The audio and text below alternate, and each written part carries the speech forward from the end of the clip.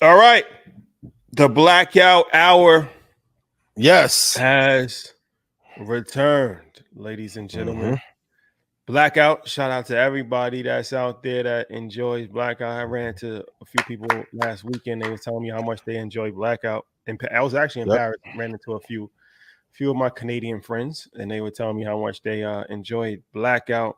All the boys from the dot was out there. Oh man, yeah, for sure. So shout out to everybody that's been championing Blackout, man. This is a show that was created to give different perspective on things, right? It's not Market Mondays, it's not Earn Your Leisure, but it is educational. You can learn something, but we cover a variety of different topics, from foreign policy to business to relationships to sports to conspiracy theories, and these are our opinions backed by facts. So once again, shout out to everybody out there that's been championing us. We greatly appreciate it. If you've been living under a rock for the last 48 hours, 50 Cent will be headlining Invest Fest, ladies and gentlemen. No, let's say there was some enthusiasm. Who? Curtis 50 Cent Jackson. Actually, Curtis 50 Cent Jackson. I was told that's how you gotta say it, because in the business world, you gotta say the full name. Curtis 50 Cent Jackson will be headlining Invest Fest, speaking. Very rare moment. A lot to talk about. And Invest Fest just keeps getting better and better, man. Of course, we will be doing a live blackout at VIP night for Invest Fest. And man, when you're talking about, the likes of Steve Harvey, Damon John, Lauren London, and Nipsey Hussle, $100,000 business grant. Oh man, it just keeps going, and it keeps getting bigger and bigger every year. So August 23rd to 25th, see you in Atlanta, Georgia. Greatly appreciate it. Get your hotel ready, get your clothes ready, get your networking, get your pitch decks ready. If you ain't turned in your video for the 100K, I'm applying next week. I'm not playing. Hurry up and apply. Make your list of people who you want to meet and who you want to help. Apply. Shout out to Ellie, everybody. get my looks together, please. Real quick, can I do a public service announcement? I know you are all over Paris and London, Vuitton and Balenciaga and Chanel. Ellie. We seen Ellie with the life-size cowhide in Paris in the summer. You gotta be a different type of dude to wear cowhide. Ellie icon, yo. In the summer, in June, he had and not sweat with the boots on. Yeah, legendary. Shout out to Ellie, man. Legendary. I don't even know how you even pack all that stuff in a suitcase. That's legendary, man. Shout out to Ellie. But okay, get your tickets to Invest Fest, ladies and gentlemen. Ian, any announcements that you would like to make? Yes, if you want to get rich from the market, and you want to swarm Rashad and Troy at a basketball game and tell them about the gains you made, go to eaninvest.com. For those of you joining the sale, we are having a orientation tomorrow. So I know some of you may have missed the sale, but if you don't want to miss out on getting rich, join. And for the first 5 people who join, I will do a one-on-one call with you for 20 minutes. If I made you money, please put yes in chat, and let's have an amazing show. I can't wait. There you have it, ladies and gentlemen. Yeah. Okay, so this show is not suitable for children for the most part. Sometimes it is. 50-50. But it's never suitable for sensitive men or entitled women. That's the disclaimer for this show. And the views expressed are solely ours and ours alone, right? We don't speak for Troy. That's why he's not on this show. He's a little more politically correct than he's smart. Yeah, for sure. Yeah. I get caught every week by this show.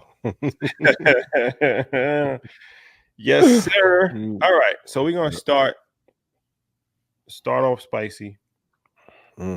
This is an interesting question.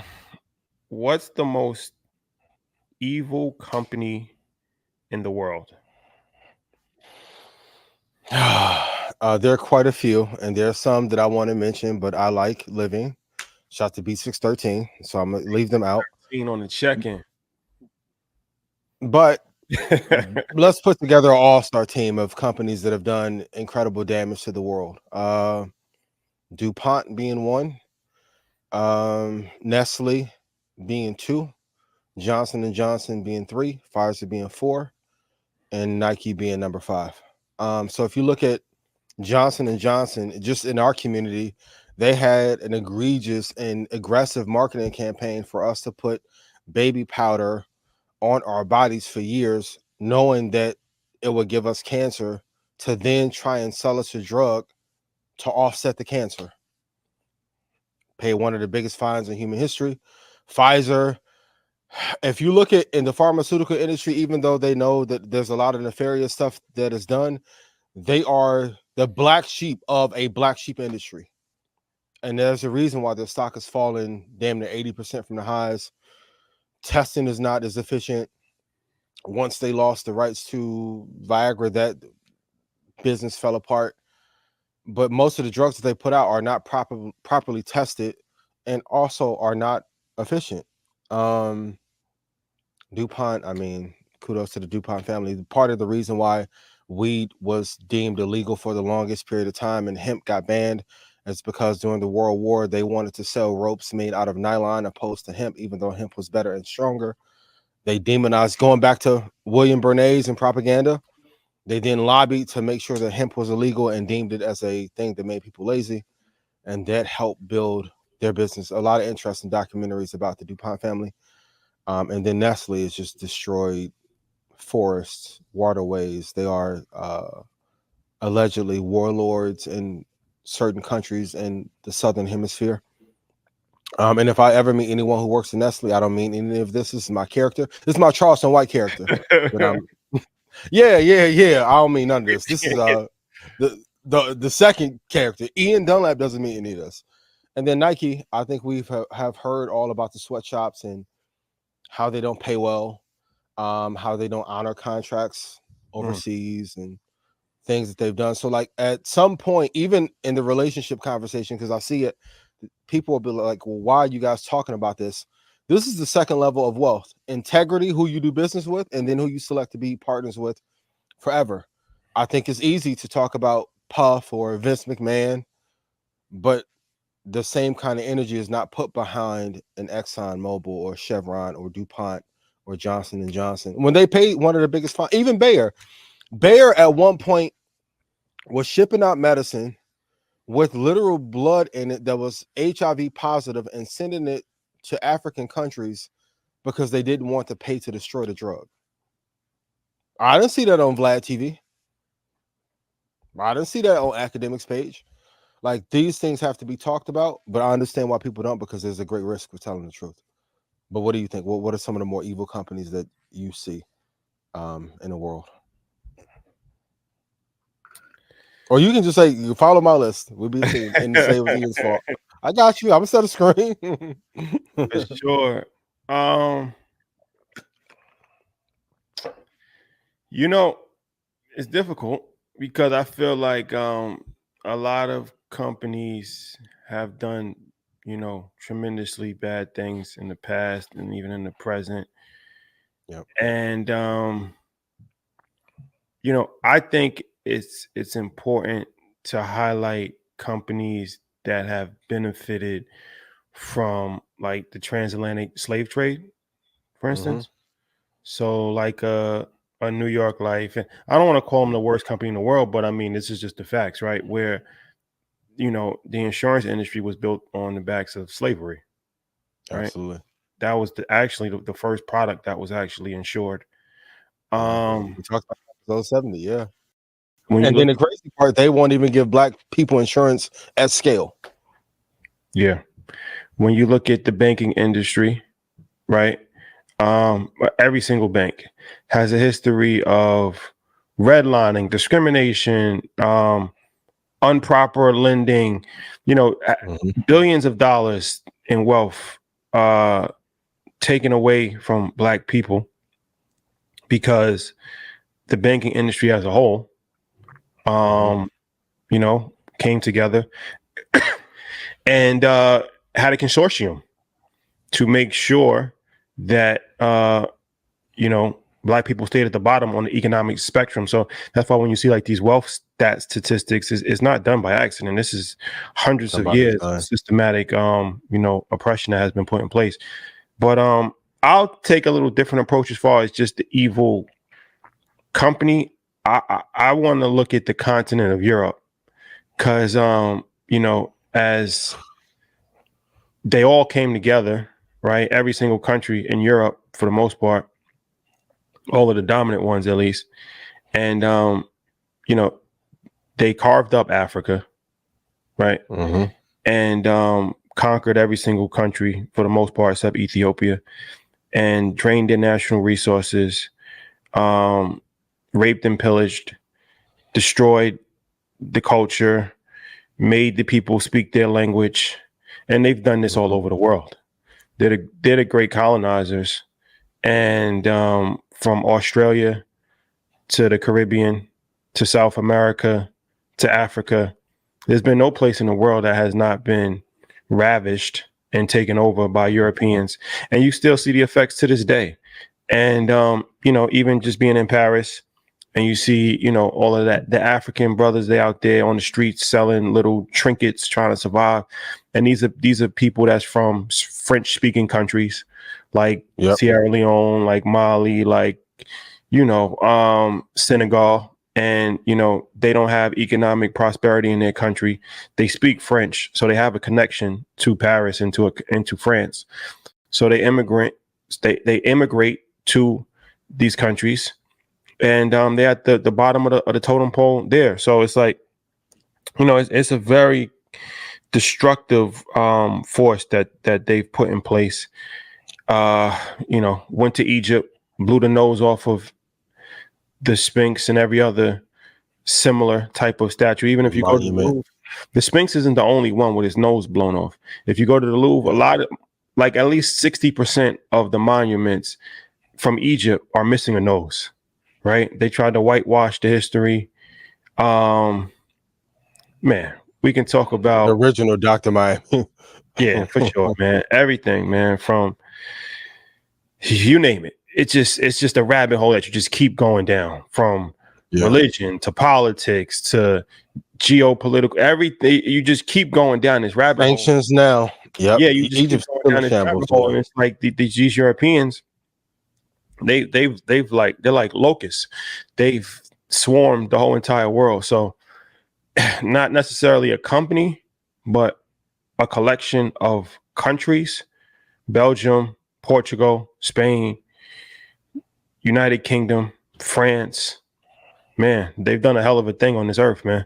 If you really think about it, like everybody speaks their language, right? Mm-hmm. I mean, we speak their language. Like we speak English because English colonized it or took over America, right? Technically. Yep.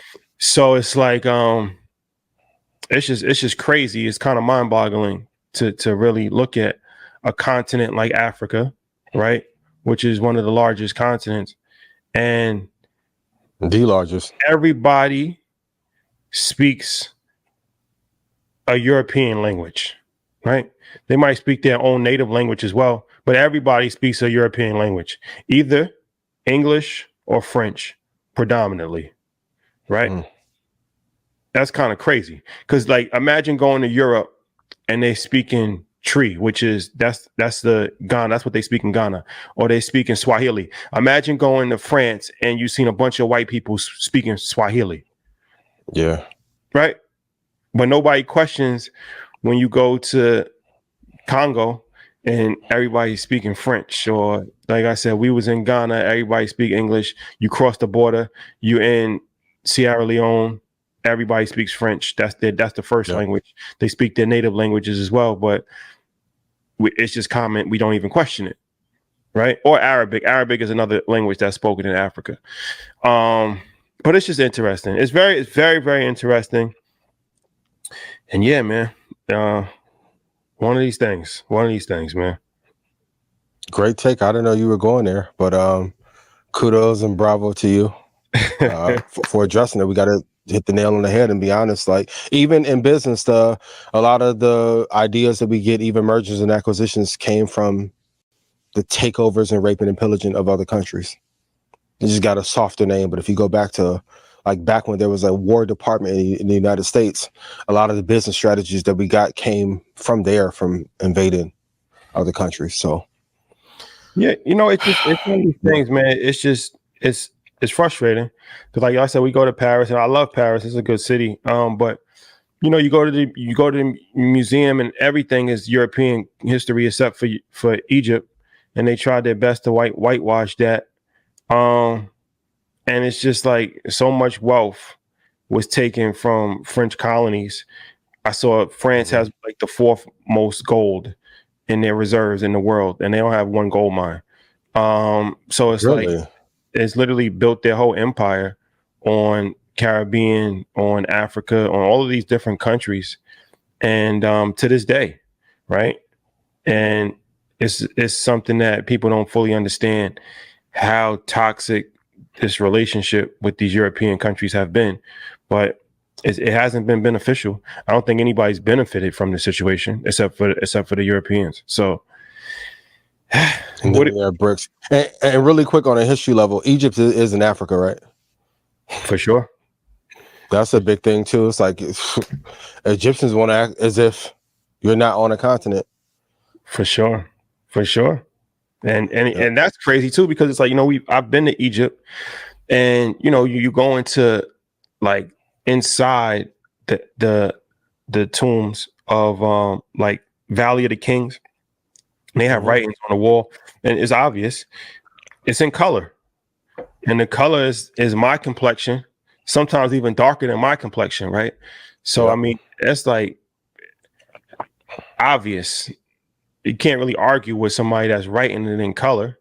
So if they was white, why would they paint the people at the very least dark brown? Right? At the very least, they're dark brown. Yeah. Why would they paint the people dark brown if they were actually white people? Yeah, that's why media is so important, because if I get to you to believe a story for 50 or 60 years, I can get to a chance to brainwash a generation or two to believe in something else happen. And I know a lot of times, even in the market, people are like, hey, are there any Fortune 100 companies that are ethical? Can't name one that's 100% ethical across the board. As much as I love Apple, shout to Shaka Bars, at some point we got to talk about the issue in Congo. We have to talk about it. Like, everyone's talking about all this AI.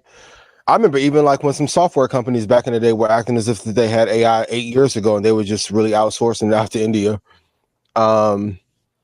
There aren't many clean companies, and business is a very dirty game, and you have to be aware of that. But a lot of this, like you said, started with these nations taking over.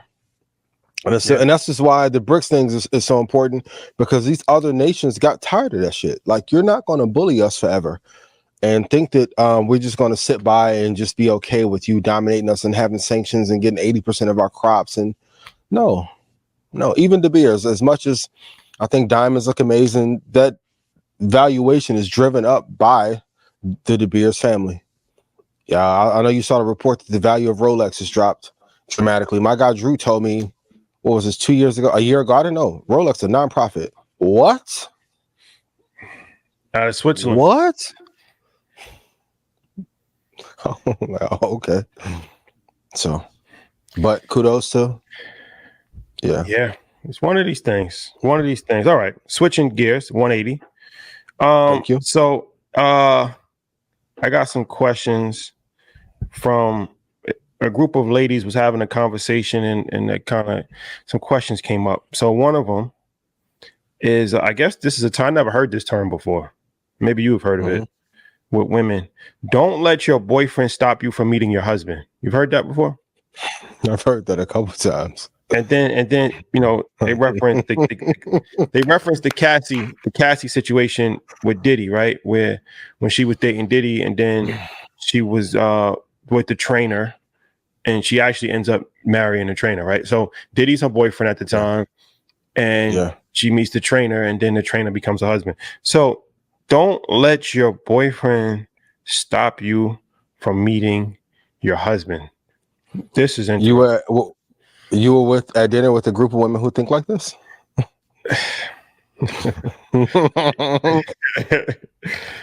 Messy boots. That's me. So this is disturbing. This is disturbing for me because I feel like okay, why are you here? Right? If you like to have a good time, not a long time. Like a placeholder, right? All right, I get Fellas, you got to ask, am I a placeholder? It's some tough questions that men don't want to ask either. Hey, if you could date anybody on earth, who would it be? If she don't mention you, also ask, hey, baby, what's your plan for the next year or two?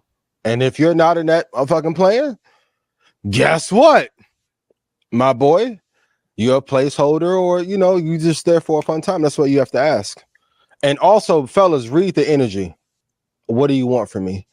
Well, you know, I just want to, if they don't have a clear answer right away, bro, you just here for a short period of time. And I can't get up here and talk about the babies every week and then be mad at that comment.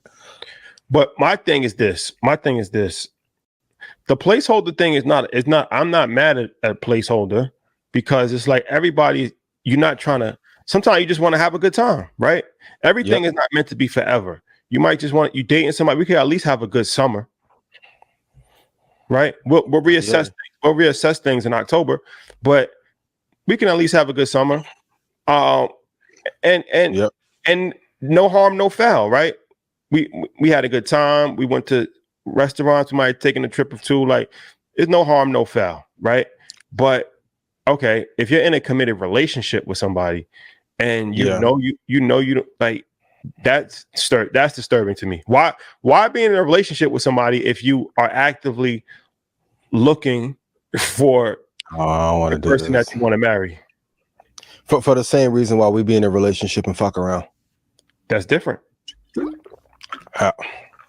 Because you could be in a marriage. You could be in a marriage. Look, what? Hold on.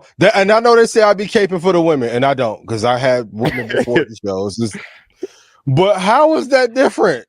I'm not condoning. I got a girl and I'm fucking around, not me, but men in general, right? How is that any different than a woman being like, okay, I'm gonna date you, but if I come across Idris Elba or whomever the fuck they want, I'm gonna say, so first of all, I'm not condoning this, right? This is my disclaimer. Yeah. I'm not condoning this, but I'm just speaking from a rational standpoint. Can we get a disclaimer at the bottom, please? I do not condone this behavior. If you're with somebody, you could fuck around on them, but that doesn't mean that you don't love them, right? They're still your number one priority. They're still your number one priority. And you just, what Jay said, I was just one of the girls, I was going to get right back. Like, it's not that serious. A lot though. No, it does. I'm not condoning it. But what I'm saying is that that happens all the time. But what I'm saying is that if you're saying like, if you're saying, I know I'm with you, but I know I know that I want somebody better than you, right? And then when I meet somebody better than you, I'm going to leave you. That's different from just punching. Like, because like I said, you could be married and still play the side game, right? But you know that the side is never going to take the place of the queen, right? Like, you know that. So, but it's different from saying like, I'm gonna be with this person and I'm actively trying to find somebody else that's better than that person while I'm with that person. That's crazy. Or Kevin Samuels back, Steph's Cole back, King Dre back. Why not just be better so you don't have to go through that? Be better with who? Just be better as a person. Like, you have to get better, level up, be better with emotional quotient, your purpose, body, bag, public adornment, or having status. A lot of them problems go away if you just work. Do I think it's wrong? Yeah, but okay, let's be real. We all, as men, it's just us talking. They know women tuning in. You know, if a certain girl walks in the room, for most men, if Lotto walked in the room and she left 21 after birthday bash, you leaving your girl for Lotto. Nah, Miss La Mama. Nah. Leaving your girl and trying to catch a vibe is two different things. I don't think people would literally leave their family their girl for Niggas something. are leaving their family for less. What? They get on here, yo, you talk about your babies is immature. Show me your real life then. Cool. It's the reason why y'all don't be posting your others, because then the one y'all really dealing with gonna get to liking all them pictures back to back and being petty. And shout out to my other little babies that I don't even deal with no more. Quit going to check on my old baby page to see if me and her doing something. If we do something, I'm going to post it on my main page. My main page. The fuck? How you a stalker and I don't even talk to you? On the main page. On the main. Yeah. So does it happen? Yes, but fellas, I think when you're dating somebody, especially if you like them, it's a lesson that I had to tell Xander. Can't be too like you. If you like a person, play it cool. If you like her more than she likes you, you already fucked up. But ask if you can date anybody in the world, baby, who would it be? And don't act like you're gonna get mad. They'll tell you the truth if they see that you're not possessive about it. Now you can go be mad on your own when she leave, but if the answer's not you, then you need to go find somebody that has you as number one. What do you think of the theory that you should date somebody who likes you and not who you like? That likes you and not who you like? Yeah, because sometimes as a man, you can like the person more, but we may have a woman that is just... They want you more than you want them. Yep. I don't agree with that. I mean, I've heard people say that before. I've heard women say that a lot. Like, yo, the man should always be in love with you more than you're in love with the man. I don't agree with that. I feel who's it? Teddy Pendergrass? 50-50? 50-50 love. Like, we need the 50-50 love. Not 70-30, not 60-40, not 80-20. Yeah. 50-50, right? Because I'm not going to be doing backflips and you doing the bare minimum. Like, big facts. I'm getting burnt out if I'm doing that. Like, I'm not doing that. I'm not putting the forth maximum effort for you to just cruise control. Like, what the fuck? Who does that? Like, so I don't especially if you live in real life. I don't agree with that. I'm a 50-50 type dude when it comes to that. Like, you gotta be just as into me as I'm into you, or it's not going to work. But how do you feel? How many times a week do you think, if you're dating somebody, how many times a week do you think that you should actually see that person? Healthy balance, maybe 3. 2 to 3 is good. Yeah. 2 to 3 is good. Because I think if you get into the everyday bag, it like what did my grandmother used to tell me? Seldom visits make long friendships. And I used to do the other, right? But at a certain point, it's like it does take away time from your health, you working on a business, being more creative. Like, you still have to work on you. Fellas, they may not tell you, and this is the crazy part about women. A woman will stay with you and then know the end date and let you think everything okay, and then just bam, drop that ball on you. Fellas, working your shit every day. I know some of y'all get mad at some of my takes, but what you don't hear is me having a whole bunch of issues in my relationships. If they don't work, I let them go. I get somebody better, get somebody fired. Cool. You have to have time to work on you. And to be real, most women don't want to be up under their man 7 days a week. No, it's too much. It's too much, especially if you're not living together. I mean, if you're living together, you really got no option, right? Like, you're going to see each other every day. But I feel like, you got to get to it. You got to get to it. And like you said, absence leads to fondness.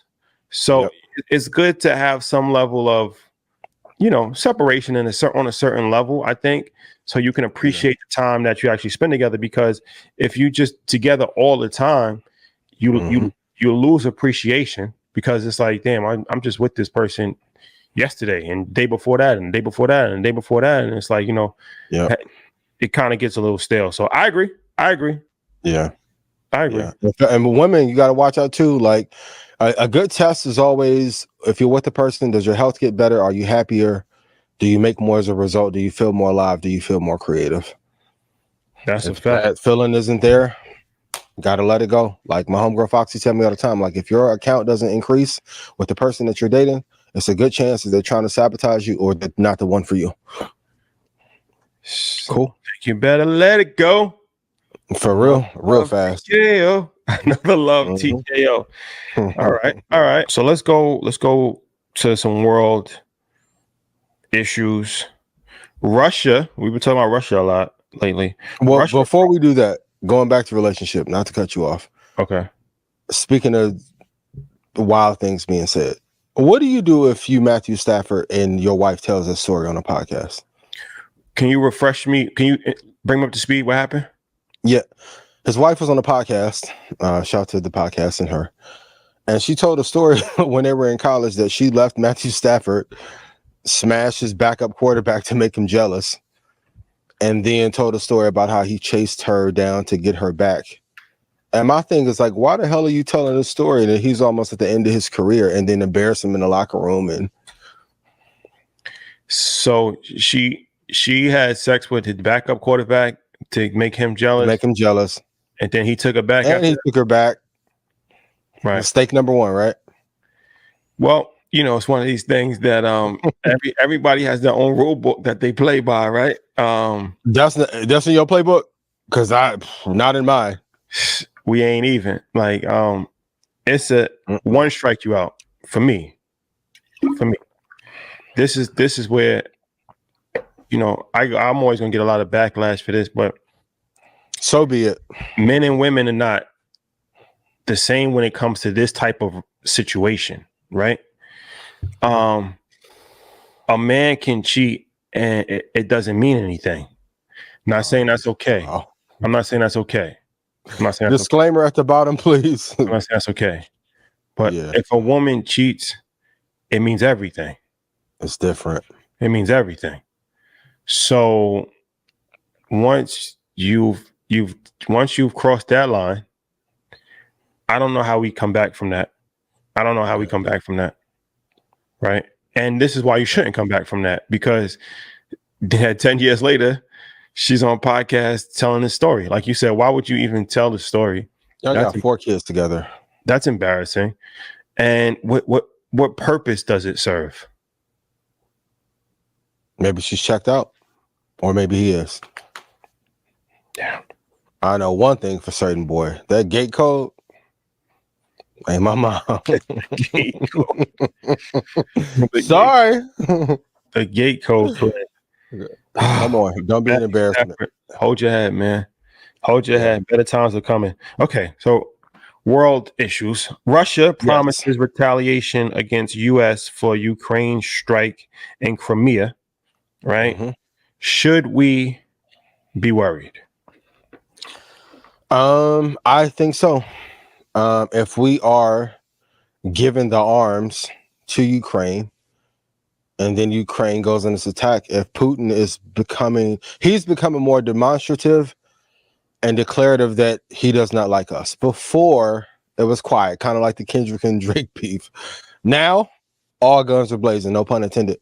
And I do think that he's going to find a way to get his revenge on Ukraine. And at some point, us, whether it's with sanctions, whether it's with BRICS, whether it's through direct attack. Once again, I don't think that was just a naval exercise to go by Cuba and park the yacht there and get a tan. I don't think that was by accident. And I think if you aid in the murder or assassination or attack of someone, you're just as liable. And we have to realize at some point, they're going to want to get their revenge. It may not be this year. It may be 8 years from now. Or in Matthew Stafford's case, 10 years from now. But at some point before he passes, Putin is going to do something that has an adverse effect on our country. And there's nothing we can say about it. We've been picking on him for 25 years. So, you know, the thing with Russia is that they have half the population of America, an economy the size of Italy. Mm-hmm. They have all kinds of issues, sanctions put on them. So it's one of these things. Are they like the old head that they used to be feared on the block and now they trying to come back and live off of past glory? I do think that Vladimir Putin is a very skilled and powerful politician. So they have that in their favor at the very least, of like the perception, I think is a lot bigger than their reality, because Putin definitely knows how to play this game strategically. But in the grand scheme of things, I don't know if Russia is really like that, right? For a reference, a hip hop reference. I don't know if they really like that. China, that's a different story. China's a different story. But Russia, only take one shot. Takes one moment. Even in my team and circle, I'm like, why are you so paranoid? You're not in the streets, and I get it. It takes one moment for something to go wrong, for something to go off, for someone to find a location or put the tracker on your car and sit on you for 3 months. And when you're least expecting it, go into Starbucks and go get the cracker latte. It's over with. And the reason why they are not like that in terms of like size is because of us. When people want their revenge, I'm always worried about the person that has nothing to lose. I don't know if his health is the best. Okay, cool. But I do think when we swapped out Brittany Griner for that warlord that they got in exchange, I think that was with reason. And him and Kim Jong-un in the car looking like they're doing car karaoke. That was crazy. I've never seen two men that happy to be in the car together. That was crazy. That was crazy. So gotcha. I don't could, and then so if China, North Korea, Russia team up, what could happen? Maybe something. But you can't do wrong to people. And it's highlighted by I'm staying out of Florida business, but this Youngin and Fulio situation. You can't do wrong to people and make a mockery of a nation and think that at no point no one's going to do anything. And then we won't even talk about all the spies that are living here and working in our corporations and in our governments, and their kids are American citizens, but they're sending money back home. This shit is a lot deeper than what we're thinking. I don't think they're the biggest threat to us. Do I think if we got into a war with Russia, we would be threatened? But because something happened that would be devastating? Absolutely. For sure. But I'm staying out of their business. I'm staying out of Florida business. Out of whose business? My thing is Florida. What happened with Florida? Julio Fulio got killed over the weekend. Rest in peace. Rest in peace. No disrespect, but he was a rapper? I'm not familiar with him. Yeah, he was a rapper. Yep. Where's he from? Miami? Jacksonville. Jacksonville? And now I'm playing Jacksonville. Jacksonville ain't a place you want to go fuck around and find out. But I will say you can't dance on nobody's grave and make a video about nobody's grave, and have to be mindful. Is that's what happened? Yep. And for everyone who's saying, hey, retaliation doesn't fix anything, not true. Not true. You don't know till you've been in that situation. You're gonna kill. I'll leave it there. But with Russia, we can't destroy their country and put sanctions on them and block them from doing certain business and then think, hey. And then we called the USSR one of the biggest dictators of all time, and we disassembled that, and then we became the biggest dictator. Huh? Be careful of the energy that you put out into the world. Please. This shit is nothing to play with. I know people want likes and clicks and shit online. When that shit get to flying, it is a different game. That's why it's better to have peace and bring peace to everybody. Facts. Yep. Hit the like button and share. Okay, so and fellas, be careful of the women that you link up with. You can argue that boy man had a death wish, but for the girls who's dropping a location, be careful. Most men get set up over women. That's why you can't be too thirsty to lead with your dick. Well, especially when y'all be like, yo, I got somebody for you. What make me so special that you want to link me with something that you want to knock down? No. I get them on my own, how I've been doing. Won't get me that way. No. All right. So let's okay. So for the men out there, right? Who are 40 and over, right? Yes. What's one piece of advice you would give to the men in their 20s, right? Like for the people that have experienced it, lived it, for the younger generation, as far as on the give back side, what advice, what game can you give to some people that's in their 20s? I love this question, but I also hate that there's never one piece of advice. One, take care of your health. On a financial tip, invest heavily. Number 3 thing, something that you brought up on Market Mondays, I don't think it's talked about enough in your 20s, building relationships and building friendships, because the people that you end up working with later in life are going to be the people that you met in school. Like I told a story before, like I got introduced to the futures market from somebody that I met in college. Had I not had that introduction, my life would be dramatically different. I'll be a hating troll online, possibly. Number 4, go after what you want out of life and master a passion. It doesn't matter what it is, but like I know there's clinical reasons for depression, but I know sometimes what Biggie say, like being broken 40 will give you chills. When I see 30, he said 40, 30. Oh, okay. Broken 30. You can get the chills. See, when you don't have a purpose, a vision, a North Star, which all stars are North technically, but when you don't have a North Star to go after, you're not as happy. That's why, like, everyone loves Kobe in his past and God rest his soul. More people are liking Brady now that he's retired, but the passion that we see in athletes, every man needs to have for something. Pick your friends wisely, be an honorable person. I mean, there's 100 lessons that we can probably give. But I think one of the ones that is not talked about enough is building amazing friendships so you don't go through like a loneliness depression as you get older, because you get older, it's harder to make friends when you have kids, you have responsibilities, you're working, you're building a business. Those core friendships that you have, like I've known Ty since 2001 before the Dipset album came out. Like my friend Chris Patton, like Sion, I've known since I was a kid. Like you have to build great community and great relationships while you're in your 20s, because they're going to take care of you into your 40s, 50s, and 60s. Yeah, I mean, what I would do, the advice I would give is just invest early for sure. Facts. Avoid. Okay, invest early.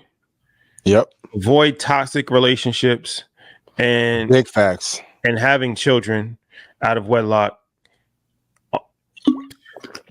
Biggest destroyers of wealth. Child support is going to get you every time. Toxic relationships going to get you off track.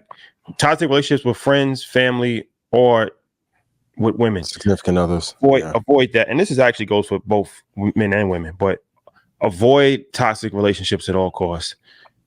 Take as many risks as possible because you have the opportunity to, learn from the mistakes. Like if you older. It's all upside. Yeah. Take as many risks as possible. Go for it. Invest all your money that you possibly can. Stay focused. Understand, like, it's always better when you have money to be playing the game. Like a lot of times people want to play the game and they don't have no money. And I did that. I was going to clubs when I'm 21 years old, 22 years old, I have $2,000 to my name, spending $500 on a bottle. Like, you know what I mean? Like it's like it's tough. Don't even worry about that, man. You're gonna have you can still go to the club 30, 40. Like, don't worry about that. Stay focused, stay down. Yeah. And you're gonna come. Going out now is way more fun. Oh my God. It's always more fun when you actually have it, as opposed to you gotta think about it in that moment. Like you got the bottle, but then it's like, damn, how am I gonna put gas in my car? Like, that's not a good feeling. That's not a good feeling. Yeah. Julian Assange. Remember him? I do. That's WikiLeaks. He's been, was he in Sweden or something? One of these countries? I forgot what country he was in. He's been held up. UK? Let me look it up. He's been held up in an embassy for years, right? If you don't guys aren't familiar with his story, look it up. He's the guy that had the WikiLeaks and he leaked thousands of classified documents pertaining to the government, pertaining to a variety of different things. And they labeled him, it was treason. And treason is a crime that's actually punishable by death. So that's a serious crime. But he was in an embassy. I think he was in like a Venezuelan embassy at one point, and they might have moved him to another embassy. But that's the interesting thing about being an embassy. Technically, an embassy. Ecuadorian embassy. Is he still in the Ecuadorian embassy? No, I think he went back to Australia. He was in jail in London, in Southeast London first, then in the Ecuadorian embassy in the British capital. Yeah, so they had him in the embassy for years, just house arrest, pretty much, because 12 years slave. If you're in an embassy, then you're protected. But long story short, now I guess he agreed to a plea deal with the Biden administration, will allow him to avoid imprisonment in the United States. So, do we know information on this? This is one of those areas where I'm afraid. Him, Edward Snowden, Scheinbaum in Mexico, Bill Clinton. Free the bros. I'm glad he's out. He was put away for 12 years. Truth has costs. That's why even like when we talk about a lot of these topics, it is not in my best interest to talk about DuPont or the DuPont family or Nike when I'm trying to actively then invest money for some of these companies. So, and I learned even from Edward Snowden, people care about the truth maybe for an hour, but look what it cost Julian Assange. Look what it cost Edward Snowden. It cost their freedom. So I'm glad he's okay and he didn't be unalived as a result. I don't know if Alex Jones will be as lucky. But yeah. In the words of Forrest Gump, that's all I got to say about that. I don't want to touch this. Free the bros. I'm glad he's out though. Free the bros. So speaking of being free, I got a question from Instagram for you. You asked me this last week, so I got to ask you. And I posted on my story that I'm gonna be messy and ask, does Rashad ever want to get married? For sure. I mean, I think that marriage is a sacred union, and it's definitely media training. It's a sacred union, and it's prescribed to have a family. That's important. So definitely, you know, I my whole thing is that, you know, I've been through this process before, so I want to make sure that it is a healthy relationship, and it's done for the right reasons. A lot of times you might get married for a variety of other reasons outside of what we would say the right reasons are, right? So yeah, for me, I definitely believe in marriage. I don't think it's easy. I think that you know, you shouldn't go into it ill-advised. I think you should have marriage counseling before you get married. I think that you should be with a person a few years. I mean, well, okay. How many years? How many years should you be with a person before you get engaged or you start planning to get married? I'm not a relationship expert, so I don't know. What do you think? I mean, everybody's different, but I just feel like I feel, 4 years? Quad. Wouldn't be bad. Sounds like that sounds good. 4 years is reasonable. Yeah. 4 years is reasonable. Yeah. For sure. Yeah. So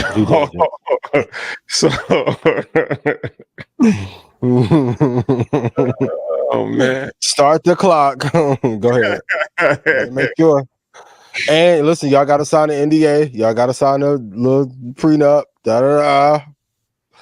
Off top, let's get it out the way. Third date. So if we get there. Third date. Real quick. Paperwork. But yeah, no, for sure. I definitely think that marriage is something that you know, God bless everybody that's been able to have a successful marriage. It's not easy. For real. Sure, it's not easy. Yeah. But you know, you work through things in life. Can y'all put in chat the over under who's gonna get married first, me or Rashad? Over under picks. Bring that bag. What y'all doing? What's the money line on this? All right. Commercial dishwashers can damage your gut and lead to chronic disease. I believe we have a video for this. Yep. Let's cue the video. Mike. These potent dishwasher tablets could be the reason behind your gut issues. A recent study on dishwasher detergents and rinse aids found that molecules called alcohol ethoxylates in mainstream dishwashing detergents may poke holes in your gut epithelial cells, causing leaky gut. And leaky gut, it's a serious issue. It compromises allowing harmful toxins into your bloodstream, potentially triggering widespread health issues and allergies. Not nice. The problem is these harmful chemicals are absolutely unnecessary. And the biggest issue, they don't completely wash off in the rinse cycle, which can leave a residue on your dishes that literally ends up on your plate. I don't know about you, but shiny dishes are not worth a gut punch. I'd suggest you look for a clean, natural detergent and always read the label and rinse your dishes after taking out of the machine. Personally, I use baking soda in my dishwasher and a natural washing up liquid when washing by hand. I'm saying no to these nasty chemicals because they're unnecessary and a threat to my health, especially when cleaner options are actually so easy to find, even on Amazon. As always, don't avoid everything I say is bad, just decide to pick your poison, and don't beat yourself up if you can't change everything. If you'd like to learn more about how to optimize your health, be sure to check out my free webinar. Check the link in my bio for more details. All right. Okay. Yeah. So you want to lead this? Yeah, but back to the poison index. Companies have found, like, it's interesting because in our desire to automate things, there's always a trade-off. We're going to see this in maybe 5 or 6 years with OpenAI. But even something as small as like dishwashing detergent or the pods, who would have guessed they weren't healthy? But then they end up leaching into our waterways and leaving residue on the dishes. Like, it's just better to just wash the dishes and, you know, or like run them on a hot cycle multiple times. But it's been found out that some of the companies that make these pods, it ends up destroying the lining of your gut and leading to chronic illnesses and disease. At the same time, we're having a major plastics issue, which is really a petrol oil conversation. Going back to if EV is going to take off and why Buffett kept buying Oxy, plastic is in everything, even in Fiji. So if we are a toxic waste of a specimen, what companies are profiting from us getting sicker? And I didn't know this because, you know, I'll put the things in a dishwasher and I was going through my reading and I'm like, what the hell? Like, even the dishwashing pods aren't safe. And I think a lot of the old ways that our relatives used to do things were better. But if you look at Clorox and several other chemical companies, they've known this for a long period of time. And I think more truth is just coming to light. So be careful. So in taking care of your health, also like when, what was that? Liquid Lumber Daters, they had a big issue a few years ago for the wood paneling that you would put in floors. Those emitted toxic fumes. So you have to be very conscious about what you're putting into your body, what you're putting into your home, because it may have an adverse effect on your health. You know, it's one of these things that was crazy because my mom, she was one of these people that have a dishwasher and she uses the dishwasher to dry dishes. So she hand washes the dishes and then puts it in the dishwasher to actually dry it, which I'm like, well, what's the point of even having a dishwasher? But I guess it made sense, right? Smart. Mama ain't raised no fool. Mama smart. Like, a lot of the wisdom that we take for granted from our elders will then get repackaged to us as a healthier alternative. Facts. Great. My grandmother used to tell me, like, hey, eating what y'all call eating organic was just normal living in the South. Facts. So, yeah. Facts. So, okay. So, how spicy can we get on this show? Let's go. We go as spicy as you want to. Okay. How do you feel about Birdman saying, you know, he spoke to some inmates. Maybe we could play the video. Let's play the video. Play the video. Cue the video. I help y'all. We have no access to. We have no access to. I have enough power to make that happen. Okay, well, we need inside help for his leadership. For these guys having books to read upon the criminal of the law. You think read books on? I know different than reading books. All right, so he spoke to some inmates, as you saw in the video, and he pretty much said that reading books is not the answer. Right? After he said, like, I can help you guys, like, I'm in a position to help you. And they said, well, the help that we need is we need more literature, we need more books. And he's like, you really think that's gonna help? Okay. Shout out to Birdman, first and foremost. A legend in the game. When you talk about Cash Money Records, Baby, Slim, pioneers, right? Okay. Also a person I don't want a problem with. He's not for play either. So how you feel about Birdman saying that books is not really going to change the situation? I was shocked. I'm not gonna lie. Because to tell somebody I got the power to help you, and then the person makes the request, and you like, and it was a reasonable request, because keep in mind, they could have been asking for it. They could have been like, "Yo, I want to talk to the president. I want you to put $1 million like on my book. Yeah, give me 300,000, 500,000. Yep. Like Birdman says, I got the power to help you. Tell me what you need.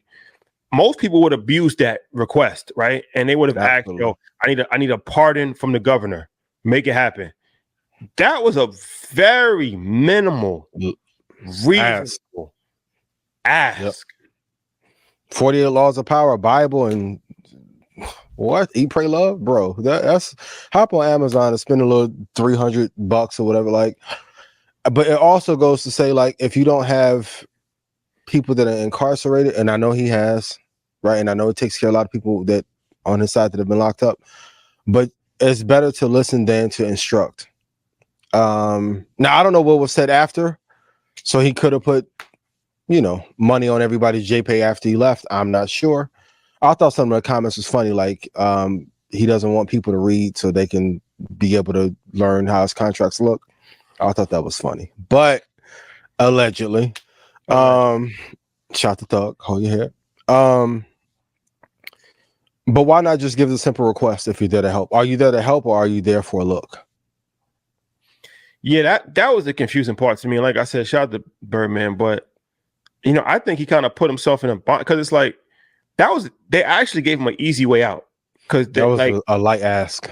He could have easily been like, "Oh yeah, no problem. I'm gonna get y'all 500 books, and that would have been easy." But my thing is like, what did you want to do? Like in his brain, what was he prepared to do to help? Because he's saying, I'm in a position to help you guys, right? So I'm just curious to know, because he might have had something that he really was thinking about. I don't know. Maybe he did want to talk to the governor. Maybe I just don't know. But it's just interesting when somebody literally they gave you the easiest way out. That's the easiest request that you possibly could have gotten, and you just kind of shoot that down. And I guess I can understand where he's coming from. Like, all right, like, reading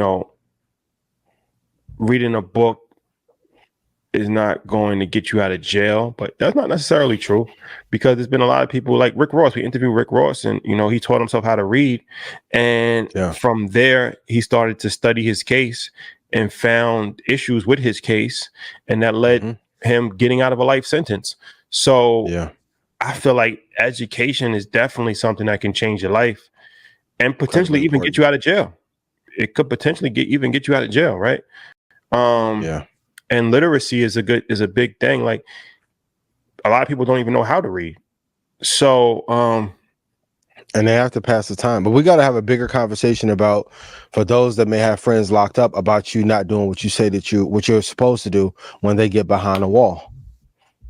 A lot of y'all be screaming y'all real and y'all solid and all this shit, and then your people get locked up, and boy, that JPay light to the motherfucking saw them visits.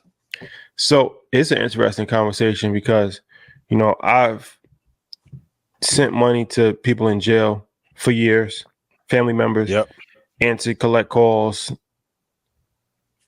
But I feel like I'm not doing it because I feel obligated to do it. I'm doing it because I understand that they need help, right? They need help. So I'm in a position to help. Why would I not help?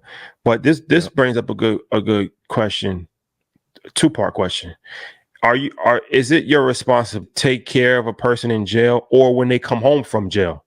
Is that your obligation as a family member or as a friend? It depends on integrity and your integrity and what you told them. So like when my friend Lucy went to jail, I told her no matter what would happen, like, I'll make sure that you have your stuff when you get out. You won't lose your house. Cool. And I've taken care of the mortgage ever since she got locked up. Sent the JPay, sent shit to kids if needed. Love you and appreciate you. I'm not obligated to do that. Yeah. I had no involvement in anything what she was doing. But like, if I gave my word, or if that's really your friend. But the truth is, what people find out when they go behind the wall, the people who are not helping you then never gave a fuck about you before. You just get to see it because now that you're away. Like, if you really care about a person, nothing can stop you from helping them if you want to. Well, that's the thing. But then also it's the thing of like, you got to realize that your decisions have consequences, right? So it's like, when you make decisions in life, you affect other people. It's a ripple effect.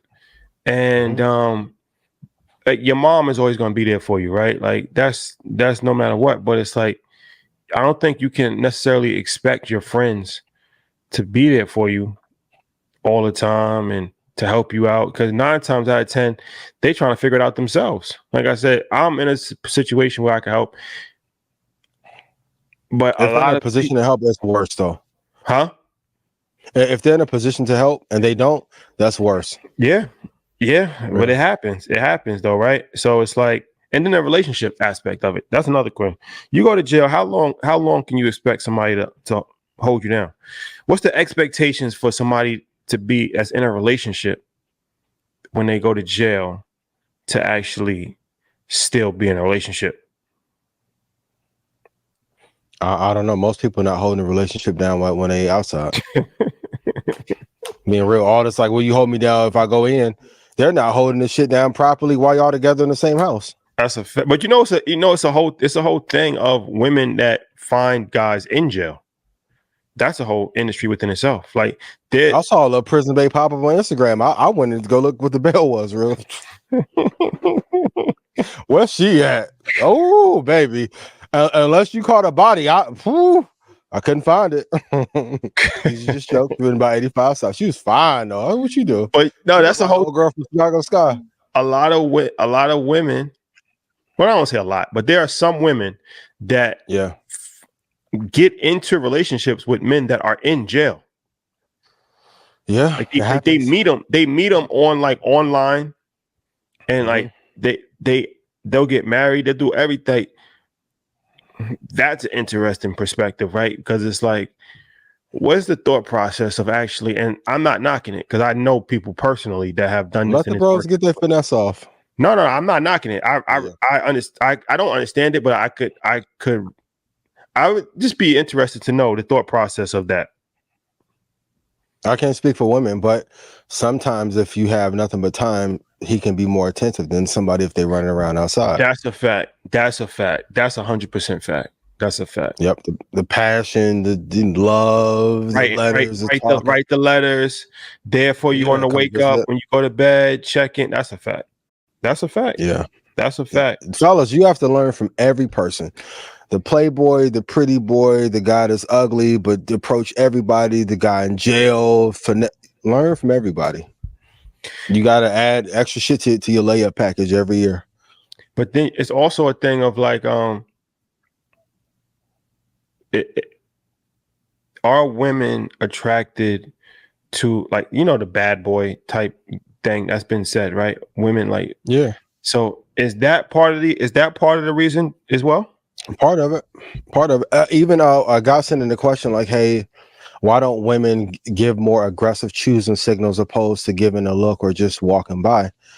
And it's like, you want her to throw the pussy on you at the mall or wherever you Sephora? Like, some part of this is like just weed and Sephora. Like, we gonna talk one day about the places to go pick them up. Target and Sephora.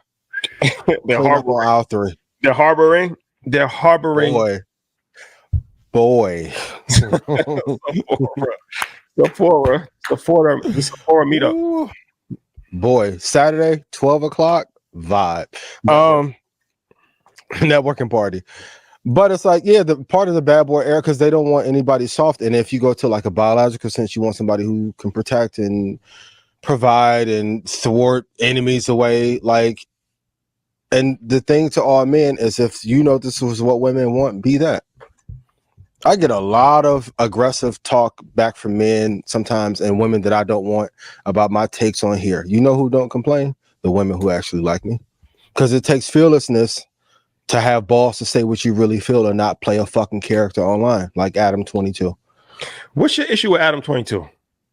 Nothing. He's just a good person to pick on. For if we want to talk about vultures, we can say Drake is one and all in Colonizer. I think Adam is a prime example of being colonizer in our culture that we don't own. There's a lot of them. Can we name some more? There's some black vultures too. For sure. But whose fault is it though, right? Because we allow a stranger can only come into your house if you open the door for him. But if that other community owns the property on which that house sent, is it ours?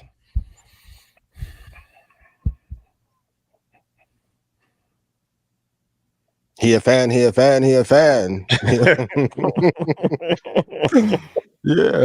No, I also just predicted, like when I was on Joe's show 2 years ago, like Adam's shit about to be over, because doing the same thing I do in the stock market. When I go look at the metrics and start to track them out, like I put the Fibonacci over the viewership over the last year, and when he took that gang turn, I'm like, this ain't gonna play out well.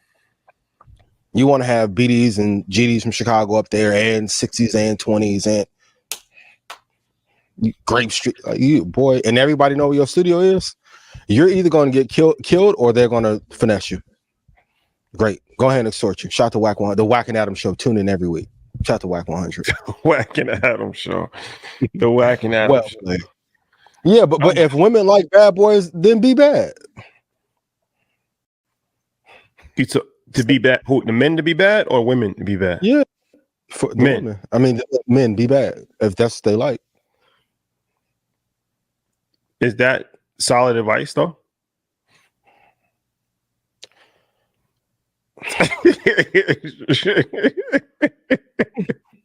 I'll tell you.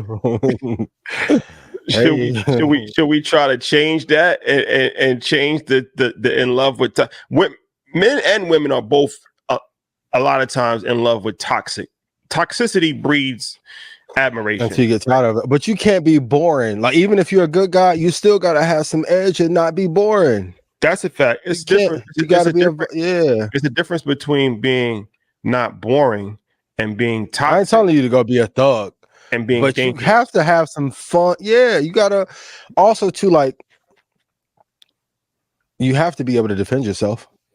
No, for sure. No, you gotta be a man, like, you know, but like I said, yeah, I don't necessarily know, like, okay, if we're gonna rob a bank together, is that like the exciting? No, we ain't robbing no bank. Is that an exciting field trip? Like, you know, like, hey, I need you to take this ride with me. I'm about to stick these people up. Like, you know, I don't know if that's the no, we ain't doing that. Most exciting aspect of it. You could probably find some other ways that are more safe and sound. Yeah, in my opinion. But hey, who am I? I'm just.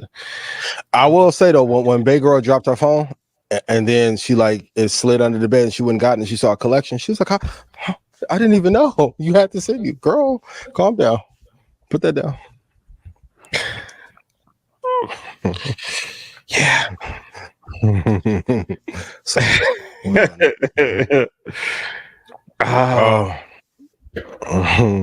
Here we are. Oh, can we talk about the situation in Houston? A $15 million settlement was agreed to after doctors in Houston were leaving surgeries and passing them off to residents to go perform other surgeries. This went on from 2010 through last year. Oh, what happened? They were doing like half jobs, and they would leave and let the resident finish. For those you don't know, one small nick can kill a person. They would leave the resident there to do the surgery, and then go perform another surgery at the same time. They was like going from studio A to studio B, like they was Swiss Beats back in the day in the Rough Rider session. You can't do like now. One day we'll talk about the medical industry and the things you got to look out for. But this is a reason why, like, especially if you are in elder care or if you have surgeries, you need to talk to the doctor before, know who the anesthesiologist is, know who the team is, what happened, because often a patient will die and the doctor won't even come talk to the family because of reasons like this. Shout out to everyone that has attended Baylor Medical. My heart goes out to you. I have affinity and affection and relationship there. But y'all have to stop working these doctors so hard and the residents. Like, I've known some residents who were like a week away from graduation and something like this happened, and they get the blame and knock the doctor, and now their entire career is messed up, and they still have the debt and can't work in the field. Once you get kicked out of medical school, you're not going back to medical school. It's over. It's over with. It's done. over. Finito. So check on your family. Have some tough conversations with those that are providing you care, because it's a whole bunch of little bullshit scams going around like this. So I will say this: the settlement. Go ahead. Go ahead. Yeah, but the settlement doesn't mean that they were liable. That was the agreement they came to. Now, the doctors' names were mentioned, but if you think in major cities they're the only 2 doctors that are doing this, impossible. There are just 2 that got caught. Shout out to all my nurses, anesthesiologists, CRNAs, but that medical industry shit can be treacherous if you're not checking properly. Nah, they do some of the wildest shit. Unethical, wild shit happens in hospitals every day. Let me ask you this. Let's go back to this topic that we just talked about, though, because it's interesting. The threesome topic?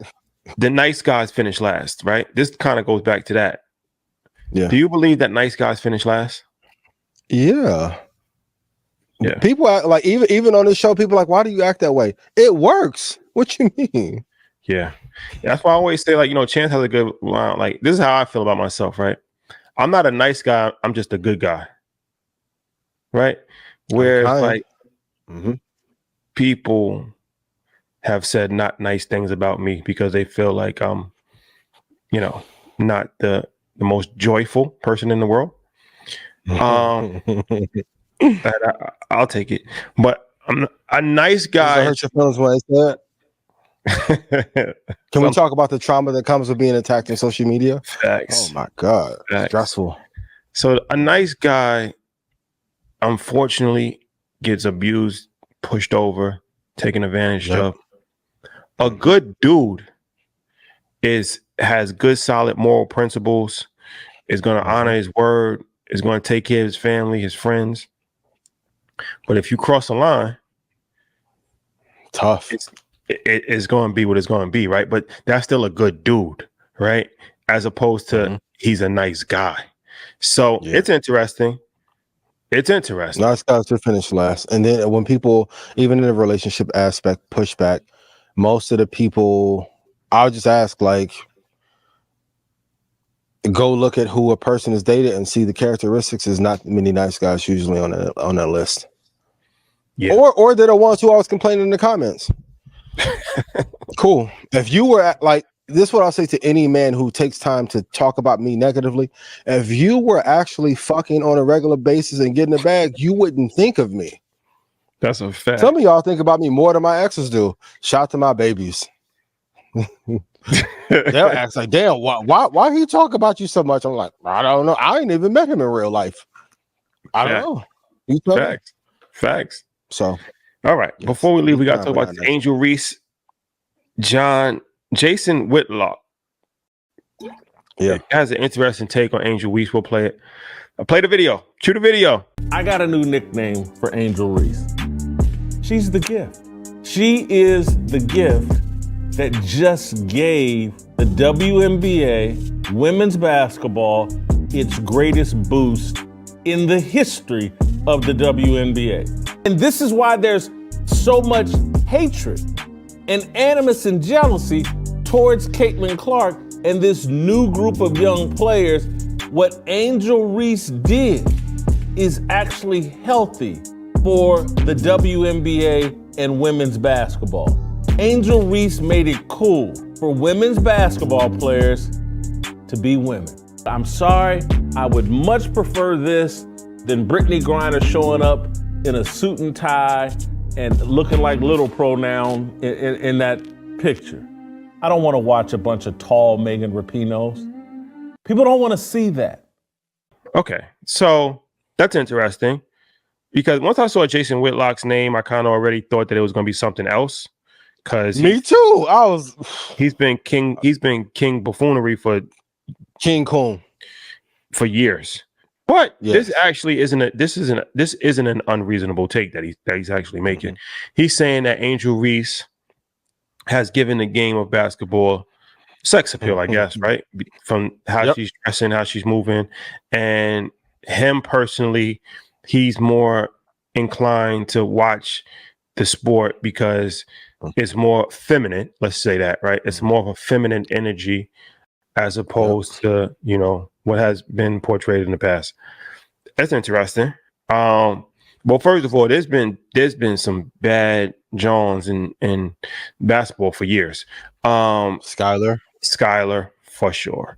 Man, there's been a long list. There's a long list. So there's a precedent that's already been set. They might not have gotten the immediate attention as far as their outfits. Like, I don't like the WNBA is getting the same amount of attention as the NBA as far as the outfits that they're wearing on a walk-in, like they're trying to push it, fit checks, all of that stuff. So, but as far as having that as an aspect, that's an interesting take. That's an interesting take. What's your thoughts on that? I don't know the last time I agreed with Jason Whitlock on anything in life, but when I saw the same as you, I was like, what the fuck is he talking about? And then I heard him and I'm like, you kind of got a point. I know Angel gets vilified, and in every business, you do need a hero and you need a villain to make the business work. It just so happens that Caitlyn happens to be the white knight and Angel Reese is the villain. But she's slaying with them fits. And I do think adding more appeal, like you have to use whatever asset that you can to help build the business because the WNBA is still losing money. But I do see the push. Jaylen Brown, I wasn't familiar with your game. Shout to Kai. Shout to G Herbo. G Herbo. Shout to G Herbo. I'll see you. You got caught out there. Not a bad look. But I agree 1,000%. The sex appeal is helping the game. People are tuning in for whatever reasons they're tuning in for. And if this is one of the reasons, like, I know they killed you last year for like your drip report and shit, but like in branding, you have to dress like a star or a celebrity if you are one. But that's a good point. They have criticized me for what's the difference between my drip report and this fit cam. They've turned basketball into a fashion show. The men, now the women, right? Where they're getting just as much attention on the clothes that they're wearing than what they actually are doing on the court, right? So people, you could be like, well, what does this have to do with basketball? That's what they say about me. Like, what does your outfit have to do with financial literacy? Here's what happens if you invest and build a fucking company. Voila, silk in public. But what I learned is, and I told you should have Fashion Bomb Daily do it or somebody like that. If someone else does it, it's not as braggadocious. That's a fact. That's a fact. That's the only difference. Yeah, that's a fact. That's a fact. So for those you don't know, most of those campaigns that you see though are paid for by PR though. It's very rare, like it's rare that something organically comes about. So like the sexiest man alive or sexiest woman alive and all them campaigns y'all see, that shit is paid for. Shout to CA and William Morris and UTA and all the good people behind the scenes that make some magic happen. But it's no difference. It's just, deemed as arrogant if you do it. Yeah. That's all. After your party, I ain't wore nothing. No animal, nothing. Nope. You talk about this briefly, but before we go, why? So somebody from the audience said, why do women give weak choosing signals or subtle signs of interest when interested? Here's my take on this. Shout out to the person that posed this question. Yeah, I love you. Appreciate you. They're not interested in you. Because I ain't want to go that tough, but let's be real. Let's be honest, because if they were interested in you, it's not going to be a weak or subtle sign. You're going to know that they're interested in you. How would you know that they're interested if that's his follow-up? Man, I mean, okay, you could go the social media route. They're gonna DM you. They're gonna like your stories. They're gonna be liking all your pictures. They're gonna put hearts on. They're gonna put eyes on your stories. Things like for real. It's gonna explode on your story. Yep. It's gonna be obvious. In person, they're gonna look you in your eyes. right? If you make eye contact with somebody, that's a sign. They're gonna grab your hand while talking unnecessarily. Long hug, 20-30-second hug. Yes. Yeah, some of y'all clowning my love. Yo, you wear cologne to the gym. I wear cologne everywhere. But when they get to hugging you like that, oh, so good to see, and they won't let go. Nah, the signs are not subtle. They might not be as overt. A man is gonna come up to a girl and be like, "Yo, what's your number? I want to, I want to take you out." I don't know. Women probably not going to do that. But if you have your senses up, it's not really too. They're just as aggressive as men. Honestly, they just go about it a different way. And you got to learn how to read the signs that they're giving too. Right. So if somebody wants you, they'll come sit in a spot where you at by themselves and wait for you to come approach. Now you can't be motherfucking scared to go approach. That's a fact. So as far as why they're subtle, they're probably not interested. If it's that faint, now you trying to force the issue. Now you trying to force the issue onto something that is not all the way there. So be careful and be mindful. All right. 8-9 pics in a bundle, 4 videos. Nah, too much. Multiple messages a day. Like facts. The DM play. They'll show that they're interested. On a wake up. Good morning, baby. How are you? Good morning, my king. What do you got planned? Have you ate? What do you have on your agenda? It's signs. If she's sending you less than 8 messages a day, she not interested, bro. And this is what they do. I won't even get to if we're in a relationship. What? Oh man, the voice note. Shit, motherfucker, like you can't stop the long voice note with the video. And then they FaceTime you getting ready. Hey baby, you gonna do your whole skincare routine? I gotta go record. Look at the market. No, just talk to me for a bit. Okay, got you. Face treatment. Wash your face with me on FaceTime. I'll see you, boo boo. Bye. Face treatment. The face treatment play. Oh man. Oh. And if they'll ask you about the nails and the fit, she really ain't fucking with you. Damn. Humbling. It's humbling. It's humbling. It's humbling. It's humbling. Yeah. Everybody plays the fool sometimes. Sometimes, but just work to be better and you'll have them issues. Facts. Yep. Get life. Ladies and gentlemen, it's been real. Another glorious episode of Blackout. Yes. We will be back for Market Mondays on Monday. Tell a friend to tell a friend. Download and subscribe to the audio platforms, not just YouTube. This is on all audio platforms as well. Apple, Spotify, you name it, ladies and gentlemen. So with that being said, it's been real. Take care of yourself and keep God first. Peace. And be kind, but not nice. Be kind, but not nice. Facts. Nice guy get you jammed up every time, man. Only nice guy. Honest too. Only nice guy I'm trying to run into is the restaurant in LA. Real quick. That's it. Nice guy. Be honest. And if you honest, you get away with more. Y'all hear me talk about my babies every week. They can't say they ain't know. Some of y'all be lying and get caught up. No, just be real. Now, where'd your eyelashes go?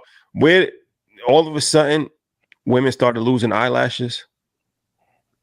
Oh yeah, they live right in your bathroom drawer. Like this wasn't an issue in the 80s. When did, or the 90s? Yeah. Well, I don't know, even the 2000s. Where did I don't even like when they put the eyebrows on too much. Just hey, if your shit thin, just thread them real good. Well, they got the tattoo. They got the eyebrow. They got the tattoo. You got to go to somebody who know what they're doing because some of y'all be looking crazy. No, you go to an expert. But the microblader, yeah, you got to go to somebody who knows. Go to an expert. Go to an expert, ladies.